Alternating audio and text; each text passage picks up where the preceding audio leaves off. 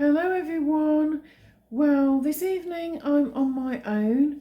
Danny's staying at his mum's, so I thought I would try this Iceland Vegetable Tikka Masala, which is new in their takeaway range. It's mild. It may need some help of hot sauce. I like spicy curry. I'll give that a try. I'm going to have some of these with it, and these can be air fried, oven baked or deep fried, and I'm going to do mine in the oven. I fancy curry and chips. I've had rice and curry quite a few times lately, and sometimes I just like to mix it up. And in any case, in the Midlands where I used to live, half and half chips and rice, for example, is a very popular combination with curry. I like that as well, but sometimes I just like chips on their own with the curry. I'm going to put these on a baking tray and wait for the oven to heat up, and then I'll shove them in, and at the end of the cooking time we'll try the food and see what it's like. I've set the oven at 190 Celsius. The curry takes about 35 minutes. After 25 minutes I need to stir it. The chips take a little less time. Once the oven has reached temperature, I'll just gently take those off the tray, and then about 10-15 minutes in, I'll gently place the foil packet on the tray with the curry. Let's have a quick look at packet ingredients.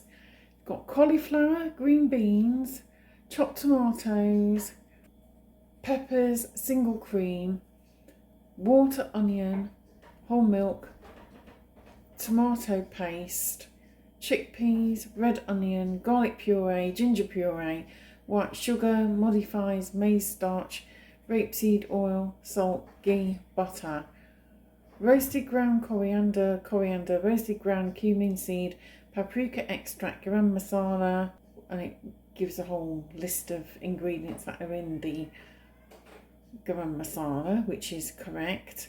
Paprika, red pepper flakes, brown sugar, yeast extract, fenugreek leaf, ground fenugreek, turmeric powder, ground cinnamon, ground fennel, ground cardamom and chili powder. It lists the allergens, which can be milk. I'm not brilliant with lactose, but I can manage a bit of milk, and barley. Again, I'm not brilliant with barley, but I can tolerate it a little bit. And I haven't really had much gluten today, so I'm hoping that I will be okay. And per pack microwaved is 284 calories. The weight is 375 grams. So even with the oven chips, it's not a hugely calorific meal. And with the chickpeas and the green beans and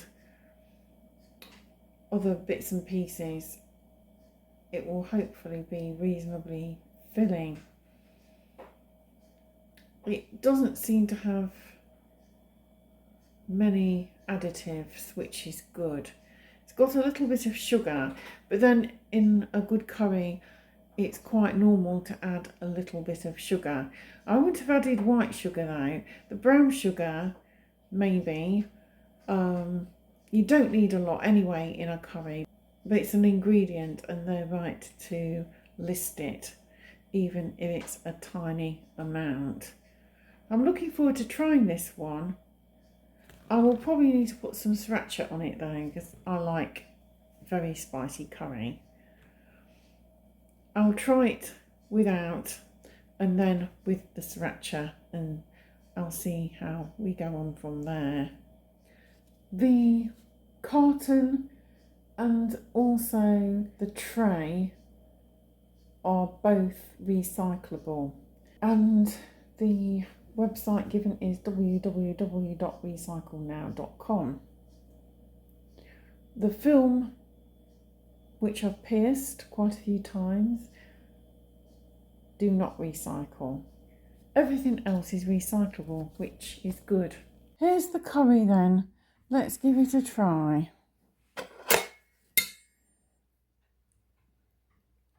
It's piping hot.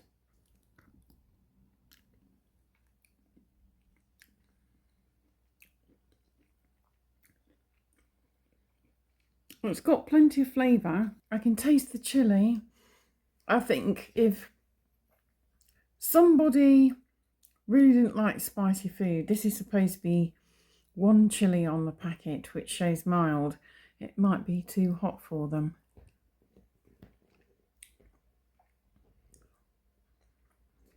It's got a good overall taste. It's not particularly gloopy or anything.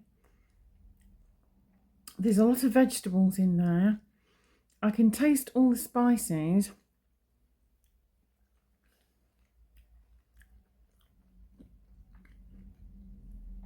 The vegetables have cooked well.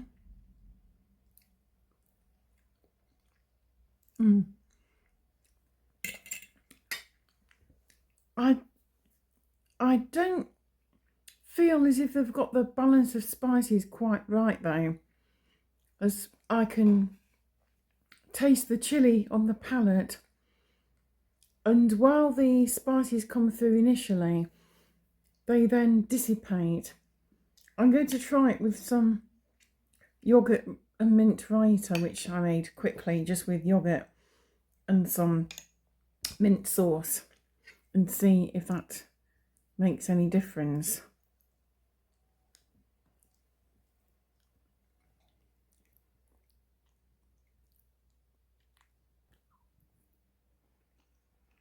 That's actually better.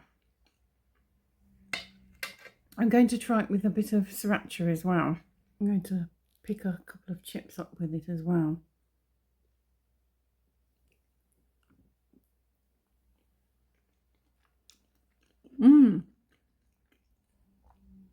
I like that as well, even though it's got some heat behind it. The chips are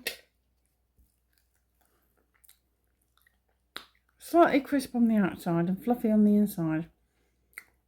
Probably air frying would have worked better. They're a bit bendy. They taste pleasant though. They haven't crisped up as much as I thought they would have done. But I did give them an extra 2 or 3 minutes in the oven as well. They're a bit slightly floppy, which is a shame. They could have just done with being a bit crisper on the outside, though the flavour's really nice. Overall, I think I'm going to give this combo 7 out of 10. The curry's probably 7.2 and the chips 6.8. For a TV dinner for one though, it's not bad. And it's not expensive. I think it's probably worth giving it a go. Iceland do quite a wide range of these curries. They also do Chinese food as well. It may be worth experimenting with 1 or 2 different ones. I have tried the paneer curry before and that's delicious. This